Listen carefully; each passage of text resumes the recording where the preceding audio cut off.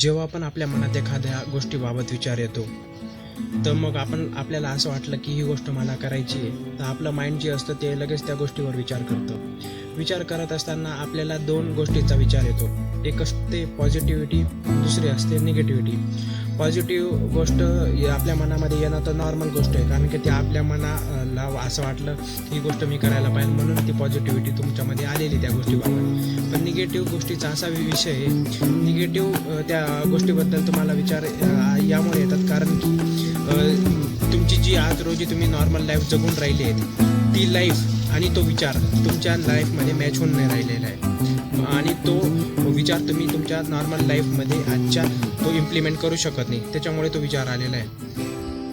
पण या सगळ्यांमध्ये एक गोष्ट आहे, आपल्याला जेव्हा विचार येतो, जेव्हा आपल्यामध्ये काहीतरी क्वालिटी असते आणि तो विचार आपल्याला यामुळे आला आहे, काहीतरी आपण त्या गोष्टीसाठी देऊ शकतो, त्याच्यामुळे तो विचार आलेला आहे.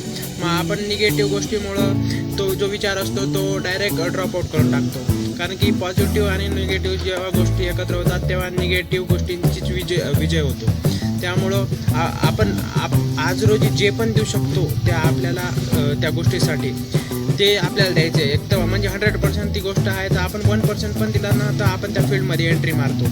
जेव्हा आपण फील्डमध्ये एंट्री मारतो तेव्हा काही गोष्टी आपल्याला फील्ड शिकवते, काही गोष्टी आपल्याला स्वतःला शिकवाव्या लागतात, आणि जर आपण ते तसंच करत गेलो तर आपल्याला सक्सेस एक ना एक दिवस बरोबर मिळते. आणि आपल्याला असं वाटतं की माझ्याकडे या गोष्टी नाही आज रोजी, त्यामुळे माझं काम अडून राहिले. त्या गोष्टी तुमच्याकडे जर तुम्ही त्या फील्डमध्ये उतरलेले राहिले, त्या गोष्टी तुमच्याकडे केव्हा येऊ लागतील ते तुम्हाला सुद्धा कळणार. ट्राय करायला काय जातं, ट्राय केल्याशिवाय काही आपल्याला सक्सेस पण मिळत नाही.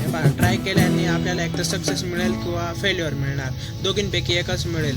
फेल्युअर मिळलं तर फेल्युअरसोबत तुम्हाला एक लेसन पण मिळणार. मग तुम्ही परत नंतर प्रयत्न करणार तर तुम्हाला लगेच लक्षात येईल की आपण काय केलं होतं मागे, त्याच्यामुळे आपल्याला फेल्युअर मिळाला. मग लगेच तुम्ही त्या रस्त्यावर न जाता दुसरा रस्ता निवडणार, आणि सक्सेस मिळली तर सक्सेससोबत तुम्हाला लेसन पण मिळणार आणि सक्सेस पण मिळणार. बरोबर आहे, याच्यामध्ये आपला काहीच तोटा नाही, फक्त आपल्याला प्रयत्न करत राहायचं. सक्सेसचा कसा विषय आहे, सक्सेस कोणाला एक दिवसात मिळत नाही, आणि ज्याला लगेच सक्सेस मिळून जाते त्याला सक्सेस नाही म्हणत, त्याला लक म्हणतात. आणि जर तुम्हाला ओरिजिनल लॉंग टाईम सक्सेस पाहिजे असणार तर तुम्हाला प्रॉपर कन्सिस्टन्सी, इम्प्रूव्हमेंट आणि क्वालिटी या गोष्टी तुम्हाला कंटिन्यू चेंज करत राहावं लागतील. म्हणजे तुम्हाला त्याची कंटिन्यू क्वालिटी वाढवत राहावं लागेल. आणि ज्या दिवशी तुम्ही हे सगळं करत राहाल आणि मग तुम्हाला तेव्हा सक्सेस मिळून जाणार, तुम्हाला सुद्धा कळणार नाही, कारण की तुम्ही त्या फील्डमध्ये पूर्णपणे गुंतून जाणार. त्यामुळे तुम्हाला सक्सेस इतकी खतरनाक मिळणार नाही, तुम्हाला काय मला सुद्धा सांगता येणार इतकी खतरनाक सक्सेस मिळेल. असेच माइंडसेट मोटिवेशनचे व्हिडिओ बघण्यासाठी एक लाईक आणि एक सबस्क्राईब करा, आणि जास्तीत जास्त लोकांपर्यंत शेअर करा. थँक्यू.